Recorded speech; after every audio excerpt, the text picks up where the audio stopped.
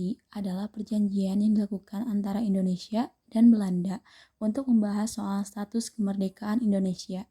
Namun, pada akhirnya, justru pihak Belanda mengkhianati isi perjanjian tersebut.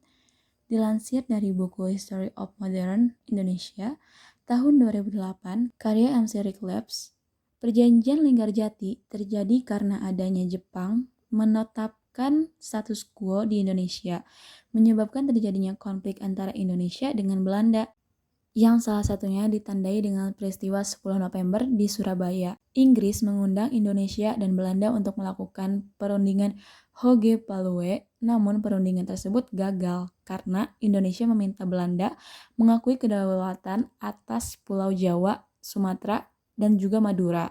Sedangkan Belanda hanya mau mengakui Indonesia atas Pulau Jawa dan Madura saja. Meski sudah dilakukan perundingan dengan pihak Belanda sejak 11 sampai 15 November 1946, Perjanjian Linggarjati ditandatangani pada 25 Maret 1947. Tempat perundingan ini bertempat di Linggarjati, Cirebon. Sekarang kita akan bahas mengenai tentang isi Perjanjian Linggarjati. Perjanjian Linggarjati yang ditandatangani pada 25 Maret 1947 menghasilkan poin dan pasal antara lain. 1. Belanda mengakui secara de facto kemerdekaan Republik Indonesia yang meliputi Jawa, Madura, dan Sumatera. Indonesia dan Belanda sepakat untuk membentuk sebuah negara federal yang bernama Republik Indonesia Serikat atau RIS, yang terdiri dari Republik Indonesia dan negara-negara bagian lainnya di wilayah bekas Hindia Belanda. RIS akan menjadi bagian dari Uni Belanda Indonesia yang akan dibentuk bersama dengan Kerajaan Belanda. RIS dan Uni Belanda Indonesia akan bekerja sama dalam bidang pertahanan ekonomi, keuangan, dan kebudayaan. RIS akan memiliki konstitusi sendiri yang akan disusun oleh sebuah konstituen yang terdiri dari wakil-wakil dari semua negara bagian.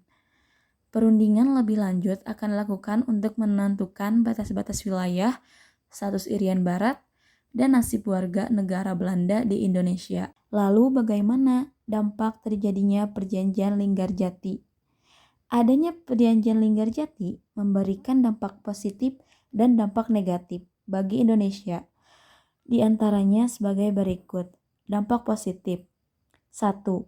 Citra Indonesia di mata dunia semakin kuat dengan adanya pengakuan Belanda terhadap kemerdekaan Indonesia. 2.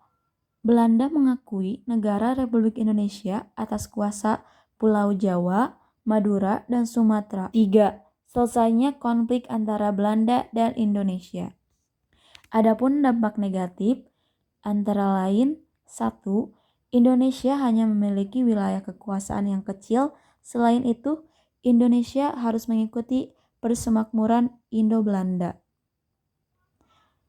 Nah, itu dia teman-teman mengenai Perjanjian Linggarjati yang kita awali dengan sejarahnya.